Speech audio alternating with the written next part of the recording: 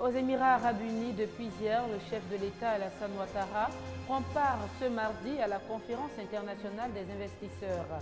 Mais avant, il a échangé avec des membres de l'association des Ivoiriens résidant à Dubaï. Ce lundi 8 septembre, la communauté internationale commémorait la 49e journée de l'alphabétisation sous le thème « Alphabétisation et développement durable ». Et face au désastre du virus Ebola, Barack Obama, le président américain, a annoncé qu'il enverrait des moyens militaires aux pays touchés par l'épidémie. Voilà pour le sommaire de ce 12h30. Bonjour à tous. En visite aux Émirats arabes unis, le chef de l'État Alassane Ouattara prend part ce mardi à la conférence internationale des investisseurs, conférence qui permettra aux États membres de l'UEMOA d'avoir une collaboration plus étroite avec les pays des Émirats arabes unis. Mais avant, il a échangé avec des membres de l'association des Ivoiriens résidant à Dubaï. Les audiences publiques initiées par la commission Dialogue, Vérité et Réconciliation ont effectivement démarré ce lundi 8 septembre à Abidjan. Pendant 2 mois, les victimes de la crise post-électorale et les présumés bourreaux vont être entendus. Sur 63 000 personnes auditionnées, la CDVR a sélectionné 130 cas emblématiques. Léon Bro. Face à face, victimes et perpétrateurs d'actes de violence commis entre 1990 et 2011. Les audiences publiques de la CDVR, la commission Dialogue, Vérité et Réconciliation pour proposer un plan d'indemnisation au président de la République ont démarré ce lundi. Sont appelés devant les commissaires de la CDVR sur une période de 2 mois à raison de 6 par jour, sans victimes emblématiques, c'est-à-dire des personnes dont le préjudice subi a été effectivement établi grave à la suite d'enquêtes. Une fois que les commissaires sont installés, ils appellent l'affaire qui a été enrôlée, ils appellent la victime vient, s'explique, les commissaires lui posent des questions. Si cette victime-là a identifié son bourreau, on l'appelle, le bourreau vient, se fait questionner par la commission. Outre le plan d'indemnisation, la CDVR entend par ses audiences rapprocher victimes et présumés bourreaux, et c'est pour la commission la façon idoine de réconcilier les Ivoiriens. Rien de ce qui sera fait ne doit être interprété contre qui que ce soit. Il est bon d'indiquer à nos compatriotes que nous ne sommes pas une cour, nous ne sommes pas juges. Ici, on ne juge pas. Ici, on écoute. Ici, on compatit. Ici, on incite les uns et les autres et on encourage à la vérité. Car il ne s'agit pas de cautériser, il s'agit de soigner la plaie en profondeur. Ces audiences sont ouvertes au public, sauf la presse. Pour la CDVR, ces dispositions visent à protéger victimes, témoins et présumés bourreaux d'éventuelles représailles. Toutefois, toujours selon le président de la CDVR, ces audiences seront diffusées 10 fois par semaine par les médias d'État. Il s'agit d'inviter les populations à tirer les leçons de ces violences afin que plus jamais cela ne se reproduise en Côte d'Ivoire. Ce lundi 8 septembre, la communauté internationale a commémoré la 49e journée de l'alphabétisation, une journée instituée par l'UNESCO en 1965 et les célébrations cette année ont tourné autour du thème « Alphabétisation et développement durable ». On en parle avec Siaka Kone et Serge Koléa. Selon l'UNESCO, environ 800 millions d'adultes sont analphabètes et les femmes représentent plus de la moitié de ce chiffre. 100 millions d'enfants en âge de scolarisation ne vont pas à l'école. Relever ce défi de l'alphabétisation est donc une préoccupation pour l'Organisation des Nations Unies qui prône l'éducation pour tous. La période 2003-2012 a été décrétée décennie des Nations Unies pour l'alphabétisation en vue de réaliser des efforts plus soutenus afin de réduire de moitié le taux d'analphabétisme d'ici à 2015. En Côte d'Ivoire, le taux d'alphabétisation est estimé à 51% avec une majorité de femmes qui représentent 2/3 de ce chiffre. Environ 5,5 millions de personnes sont analphabètes. L'ampleur du phénomène a conduit le gouvernement à créer un service autonome d'alphabétisation au sein du ministère de l'Éducation nationale et de l'enseignement technique. Sa mission, mettre en œuvre une politique nationale d'alphabétisation. Des organisations non gouvernementales, groupements et associations accompagnent le gouvernement dans cette mission. Des artistes chanteurs, notamment Salif Traoré, Dia Salfo, se sont également mis à la tâche. L'alphabétisation est un droit humain, un outil d'autonomisation personnelle et un facteur de développement social et humain. L'alphabétisation permet l'accès à l'éducation et est au cœur de l'éducation de base pour tous. L'alphabétisation est essentielle pour éliminer la pauvreté, réduire la mortalité infantile, freiner la croissance démographique, instaurer l'égalité des genres et assurer le développement durable et la démocratie. Des produits désinfectants, du savon, de l'eau de javel et de la documentation. C'est la composition des kits offerts par l'Organisation des artisans de paix aux populations d'Abobo. Un geste de l'OPAP qui s'inscrit dans la dynamique de lutte contre le virus Ebola en Côte d'Ivoire. Les artisans apportent leur soutien au gouvernement dans la lutte contre le virus Ebola. Un meeting à Abobo pour sensibiliser les populations de cette commune. Le président de l'ONG OPAP, Organisation pour la promotion des artisans de la paix, a expliqué au cours de cette rencontre que le virus Ebola est une maladie dangereuse qui tue parfois en l'espace d'une semaine et qu'il faut observer les mesures de prévention préconisées par le gouvernement et les agents de santé. Entre autres, se laver régulièrement les mains, éviter les accolades et la consommation de la viande de brousse. Nous avons organisé ce meeting pour informer la population et pour prévenir le virus Ebola parce que nous avons compris que ce n'est pas seulement l'affaire du ministère de la Santé, c'est l'affaire de tous. Et surtout, nous sommes plus exposés dans les quartiers précaires. D'autres responsables d'associations civiles et religieux ont apporté leur contribution à cette rencontre de sensibilisation. La leçon laquelle j'ai tirée, le lavage des mains, la purification du corps aussi, corporel aussi, le lavage de douche à tout moment. Quand on dit la propriété, la mère est plus concernée parce que c'est nous qui sommes à la maison. C'est nous qui devons montrer le chemin de la propriété aux enfants. La fièvre à virus Ebola fait aujourd'hui plus de 2000 morts en Afrique de l'Ouest. Le respect des mesures préventives reste l'affaire de tous. C'était un reportage de Thérèse Kofi commenté par Serge Gongoma. L'Union africaine en réunion à Addis Abeba a appelé tous les pays à lever les restrictions au voyage mises en place contre l'épidémie Ebola. Le Sénégal, qui fait partie de ces pays, vient d'accepter pour sa part l'ouverture d'un corridor humanitaire à partir de sa capitale Dakar. 2097 morts sur les 3944 cas de virus Ebola signalés dans 4 pays d'Afrique de l'Ouest.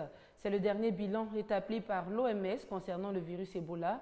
Et face à l'avancée de l'épidémie, le président américain Barack Obama a annoncé que les États-Unis enverraient des moyens militaires, dont des unités de mise en quarantaine, pour aider les pays d'Afrique à lutter contre le virus Ebola.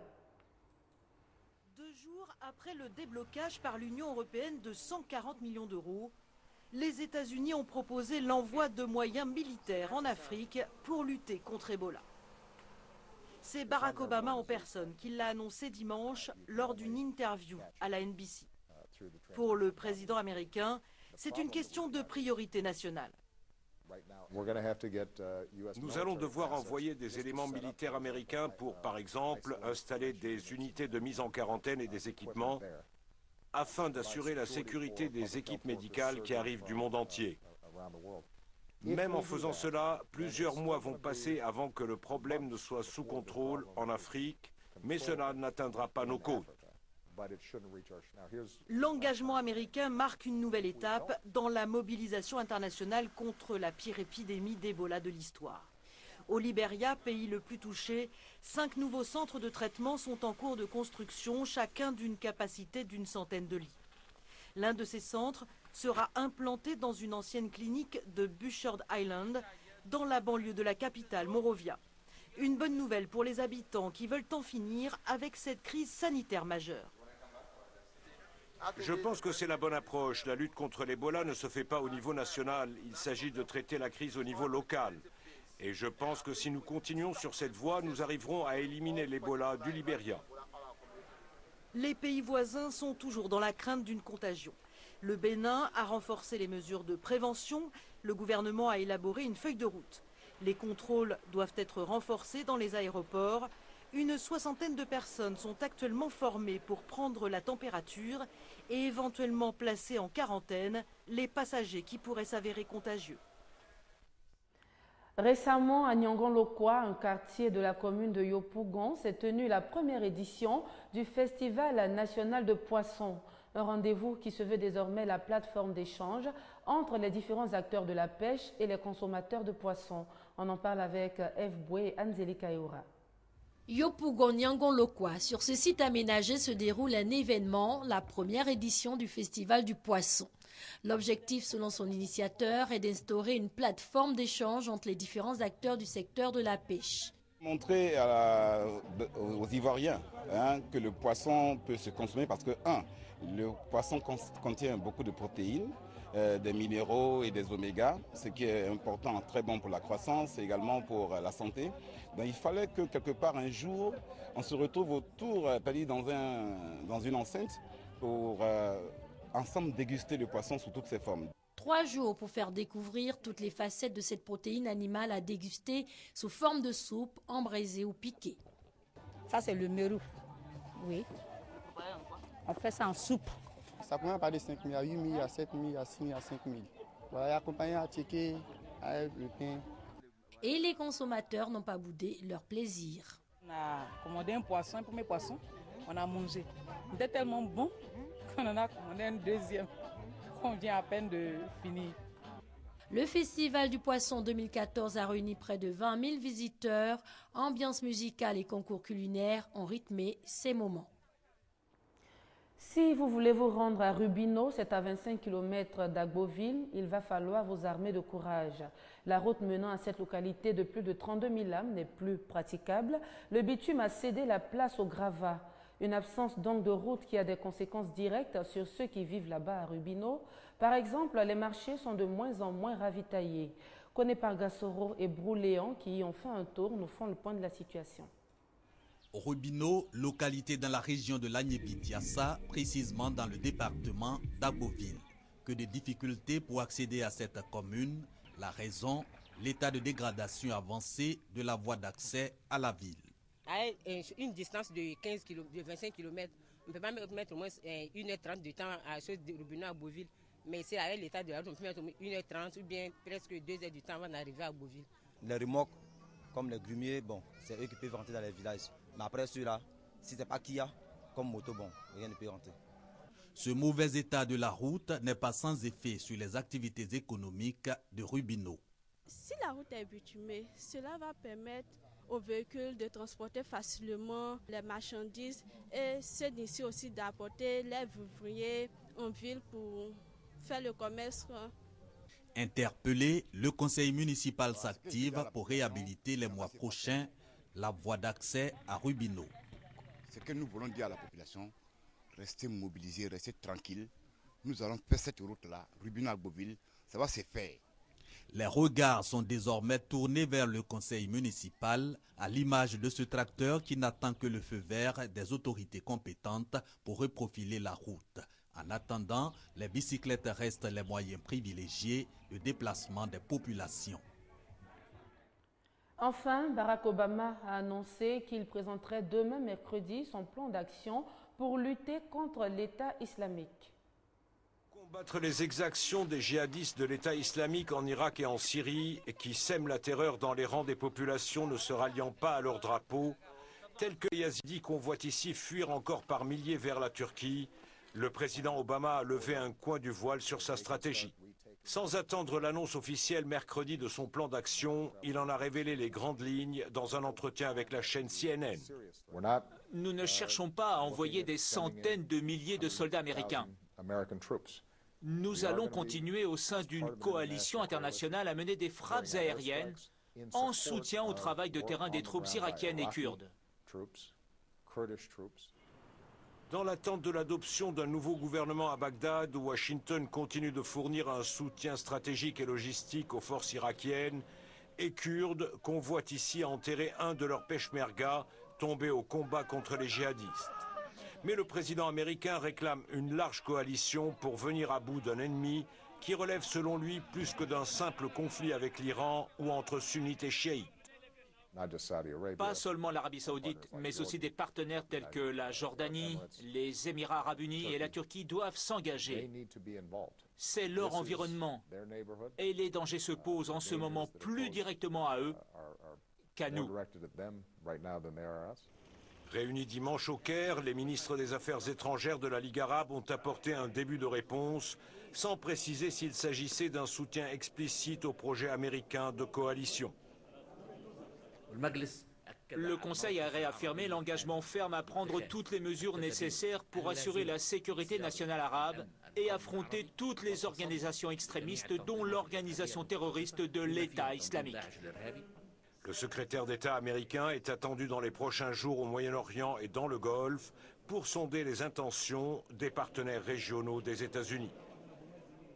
C'est ici que prend fin ce journal. Merci de nous avoir suivis et très bonne suite de programme sur RTI2.